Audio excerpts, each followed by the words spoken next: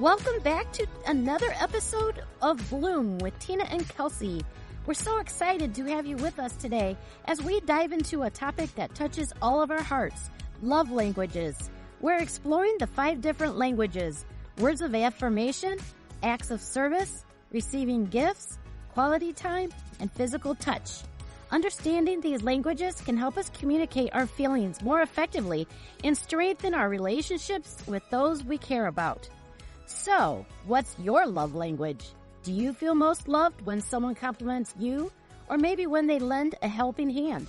Perhaps it's the joy of a thoughtful gift or the quality time spent together. For some, it's all about those hugs and cuddles.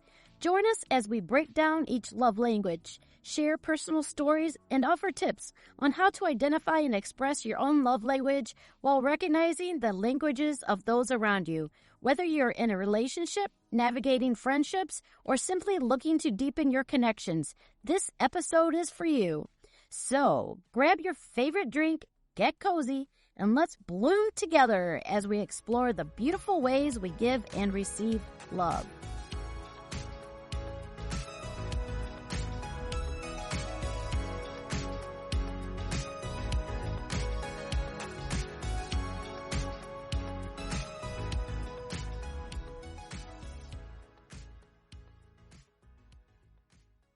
Hey, good morning, Kelsey. How are you? I'm good. How are you? I'm great. Good. Good. I wanted to bring up a topic that occurred to me as you stopped by my house the other day and dropped off a Christmas present. And I knew you were bringing a Christmas present for Milo. Yeah. You brought a Christmas present for me.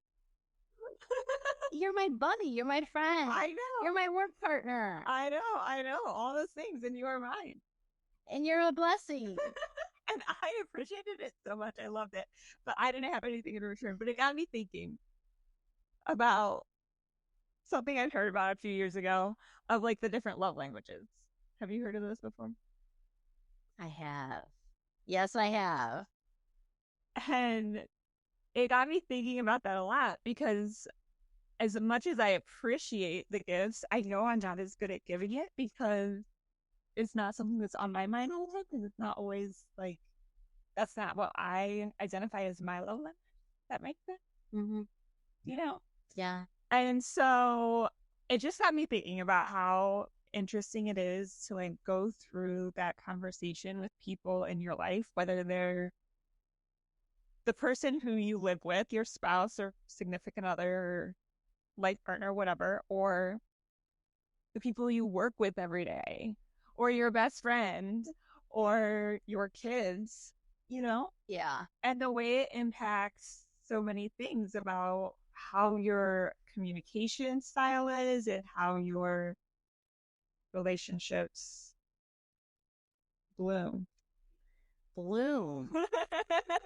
Gucci perfume called Bloom is what I got her for Christmas. I love it. Thank you. It's I wore it to my date night that you encouraged me to take the other night. Good. Yeah. Did it help? Did it help what? Your relationship? Was it worth it? It was good. We had fun. No, so it was before Christmas time, and I wanted to get her something for Christmas because I just love her so much. And so I wanted to find something that had bloom on it. And I searched and searched, and I even searched on Amazon, which I try not to buy from Amazon because I always want to, buy stuff local. And the only thing that I could find was Gucci perfume that was called Bloom. So anyway, I bought it, and then I don't know what it was. Maybe a couple weeks later or something, you're like, or just last week or something, you're like, what is? You're a giver. You're a gift giver. You're a gift giver. Well, and then we were talking. It's because we were talking about the bracelets then. Oh, right. We're talking the bracelets of the word. Yeah, year and people bracelets, and that's when I was like, you are a gift giver. Like, yes, the gifting, or you have the list of the yeah. languages. Yeah. receiving gifts. It's in my head, like, if you're a person who gives a lot of gifts, then receiving gifts maybe is also one of your love languages. But So then she asked me, so now it's like, am I supposed to be like, if that's your love language, I should know that about you. oh, And I should like make a point to get better at this because it's not something I'm oh, naturally good at. is that why you gave me a card yesterday?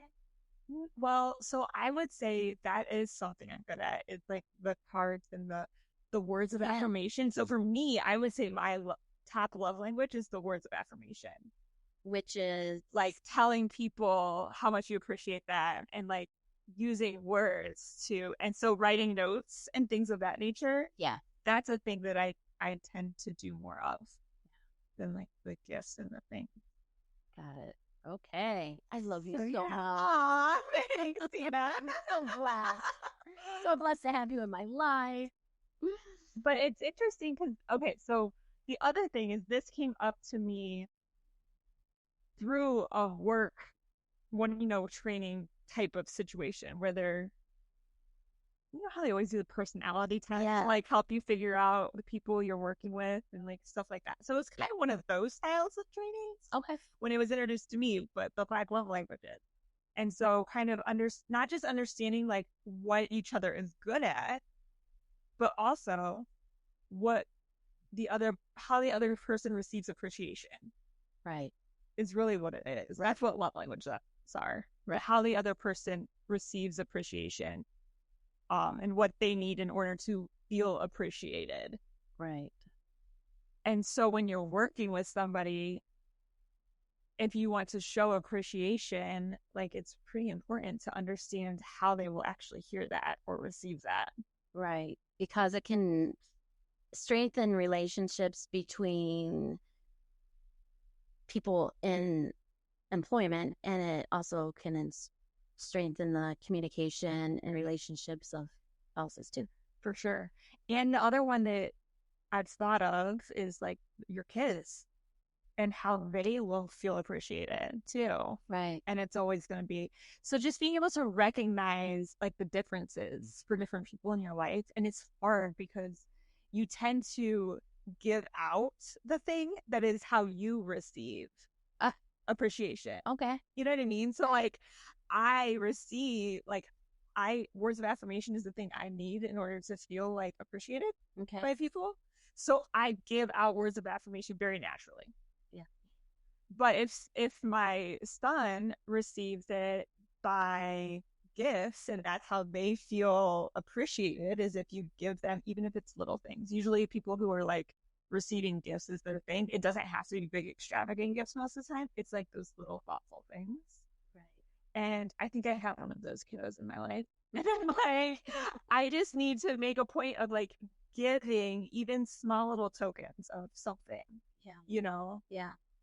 So before we keep going, we should explain a little what they are, what the 5 languages are, because I didn't know about love languages until maybe 6 years ago through counseling. Okay. And it was probably about the same time that it came up for me in my work life. I'm wondering, I know there's a book and I don't know when the book was written.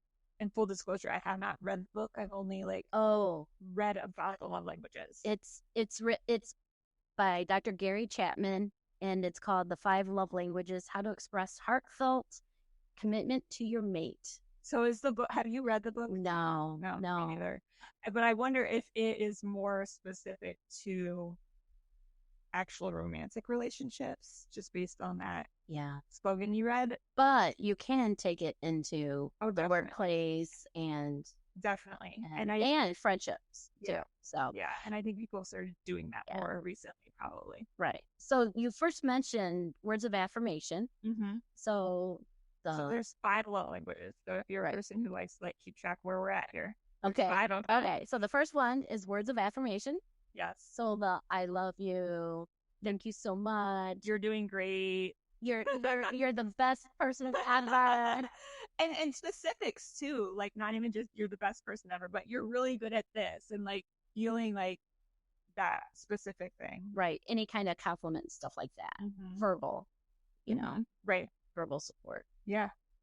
So, and then a second one is acts of service. I remember that one was big with my spouse and I. Okay. But acts of service, pretty much doing things for your partner, things that you appreciate, such as like, helping with the chores. Let's see.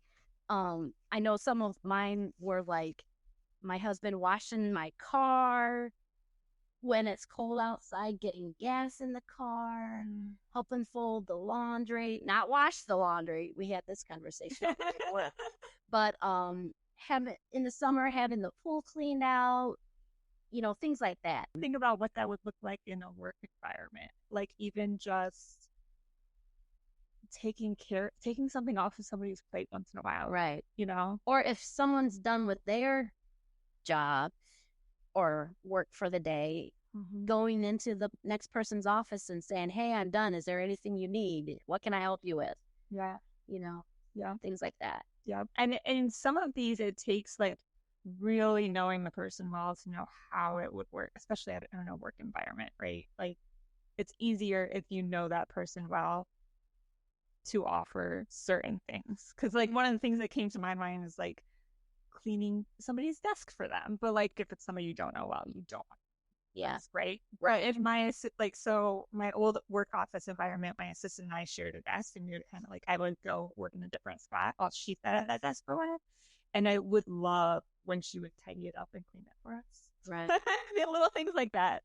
And I guess when I think about my job before, I would say, say we're both there at work, and then there's another patient coming in, and it's like, oh, I'll take the next patient or whatever, something like that. Right. That would be more acts of service in healthcare, but or getting vitals, if you're a nurse, getting vitals for the patients, or just checking and doing rounds on the patients, stuff like that. So yeah, that's more acts of service, I guess, in healthcare. But yeah. Okay, so that's number 2. Number 3 is receiving gifts, which we've talked about that. I know led to this, but I'm a giver. I like to give gifts, and even when I worked, I would, I don't know, buy lunch and stuff like that. But it's just, I guess, who I am. Yeah, I don't know. It's not like I'm trying to buy your friendship or anything. No, not at all. And it doesn't feel like that at all. It's like, it's the little things. Yeah. They're thoughtful things. Right. And I probably do it because I that's one of my love languages, maybe, is getting fresh flowers and stuff like that. Yeah. Yeah. And it means a lot. Yeah. And I remember those specific times when I worked, getting flowers from my employer. It wasn't a lot of times, but the times that I did receive them, I remember. If it was, say, I just got back from being off for, I broke my shoulder or something like that. Or when I retired, I got a big bouquet of flowers. Are you ready to elevate your health and wellness journey? Join me, Tina Baden, as we explore the transformative world of Plexus, a health and wellness business that's changing lives one person at a time. Plexus offers such a diverse range of products that cater to your unique health goals. Whether you're looking to manage your weight, improve gut health, boost your energy, or find the perfect nutrition for your kids. With an emphasis on natural ingredients and holistic wellness, Plexus empowers you to take charge of your health journey. Are you ready to take the first step? I invite you to connect with me. Head over to my website and fill out my health questionnaire for a personalized solution crafted just for you. Let's embark on this exciting journey to better health together. Your best self awaits. I'll never forget that. Yeah, it meant a lot to me. Yeah, the flowers I remember most specifically are when I had an assistant that was like for when I was a major ed coach, and she started coaching under me. She had been in my major ed before that, and then she started coaching under me after she graduated high school, and she bought me flowers for the first game that we were coaching together. See? And like thanked me for like taking her under her wing, my wing kind of thing. Yeah. And it just meant so much. I know. Little gestures like that. Yeah. And just to let you know, I still have gifts saved for you. I do. I have. Yes, I do. Okay, so that was number 3. Number 4 is quality time. Quality time is, and I think you and I both have that one, and I think that's probably what like hit off our friendship pretty quickly early on. Is like we actually spent quality time together. Yes. You know? Yes. And that's what actually we're missing now. I know. You know, I'm just talking about that the other day. Yeah. Like we need to like make time to like hang out together outside of doing the podcast. Right. Because I mentioned it before. I also babysit for Kelsey's little boy Milo. Yeah. And so I have that hat as the babysitter and podcaster together and the social club members together. Yeah. So many different things. And then I feel like we've started doing all this other stuff together, but then we haven't been actually just hanging out. I know. So we need to do that again. We need to go out for a glass of wine. A girl's night. A girl's night for sure. But yeah, quality time with your individual family members, your spouses, your partners, just giving them the undivided attention. Yeah. And that was one of the things that Jeff and I both had as our love languages. When we had marital counseling a while ago. And we actually had a date over the holidays, and you know, we both had our phones down. We went to an Asian restaurant and you know, we both talked to each other, sat beside each other, looked at each other. You know, it's all that, spending that quality time where you're not focused on anything else but each other and actually having civil conversations, you know, without. Yeah.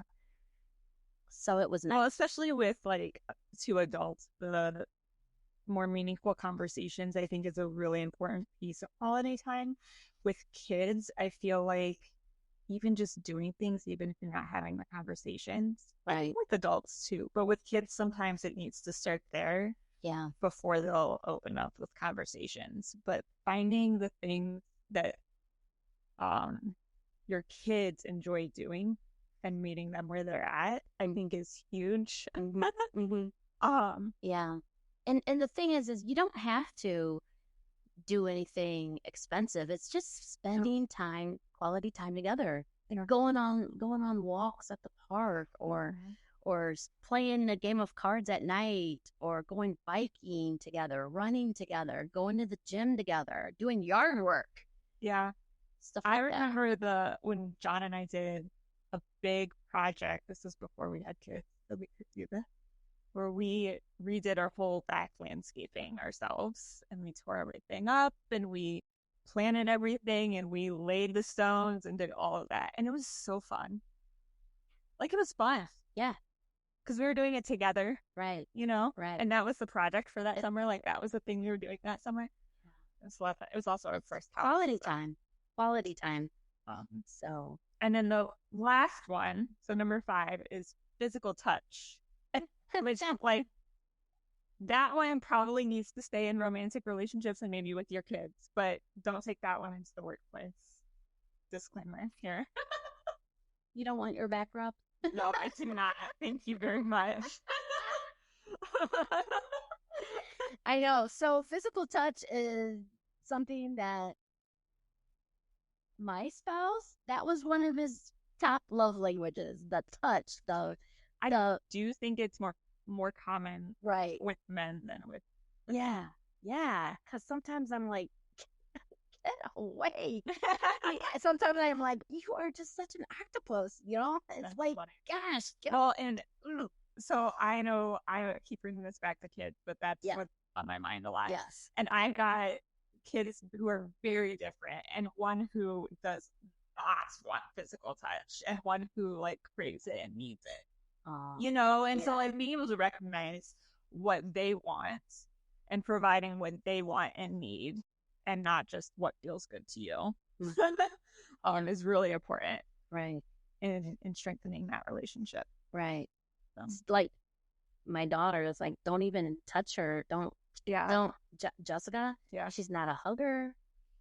She does not a cuddler. Yeah. Nothing like that. I have one kiddo like that, and like I said, and then I've got another one who I think will always be my cuddler and want that physical touch. Yeah. Yeah.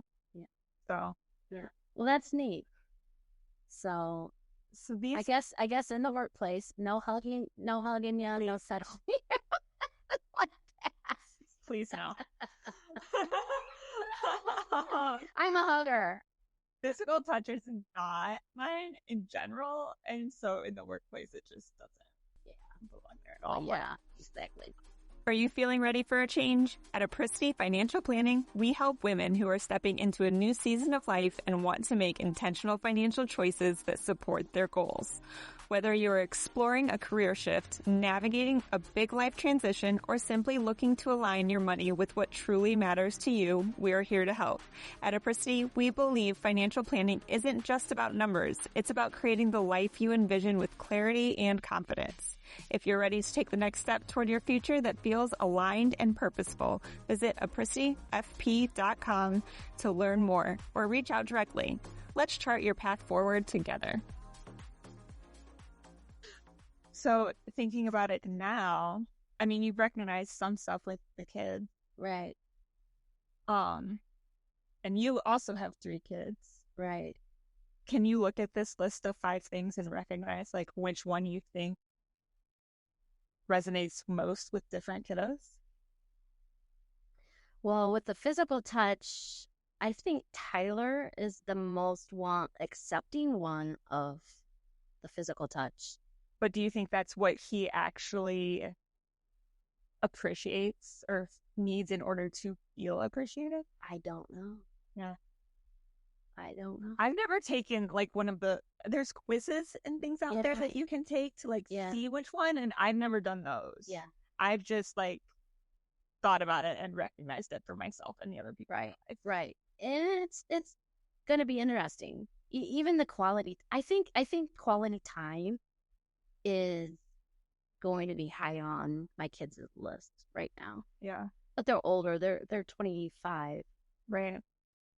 And I know spending time with us is important. Mm-hmm. I know Troy for sure. So, and Jessica, I mean, she's away. The quality time now that we're spending together is even more important because she's in another country. So, yeah. So, how often do you talk to Jessica on the phone while she's gone? Which is hard to it's like every day or every other day. Okay. And she FaceTimes us, and she'll FaceTime, her dad. Yeah. Separately than me, and that's okay. And she'll, but that's awesome because that's also difficult because it's a time difference. It's a huge time difference. Yeah. So even getting on the phone, yeah, consistently would be a challenge. So that's pretty cool. Yep. So this was interesting. Yeah. Yeah.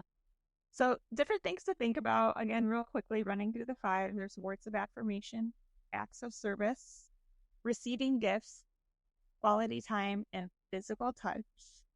So you can go online and take a quiz, or you can kind of sit with those 5 things and think through what actually feels good to you when you receive that thing, and also open up the conversation with your spouse, with other people in your life, your friends, people you work with every day, your parents, your kids. This was interesting. It is. I feel like you're learning things about me, Tina. I know. Oh, goodness. Thanks so much for joining us today. And I hope that this has brought you some new insights and gives you a little bit more to think about and help grow your relationship with the people important in your life. See you next week. See you next week. Thank you so much for tuning into another episode of Bloom with Tina and Kelsey. Your support truly means the world to us, and we're so grateful to have you as part of our blossoming community. We hope you enjoyed this week's conversation and found inspiration in our discussions. Don't forget to subscribe so you never miss an episode. And if you love what you hear, please consider leaving us a review. Your feedback helps us grow and reach more listeners like you. Join us next week for another exciting episode filled with insights, laughter, and growth. We can't wait to share it with you. Keep blooming and see you soon.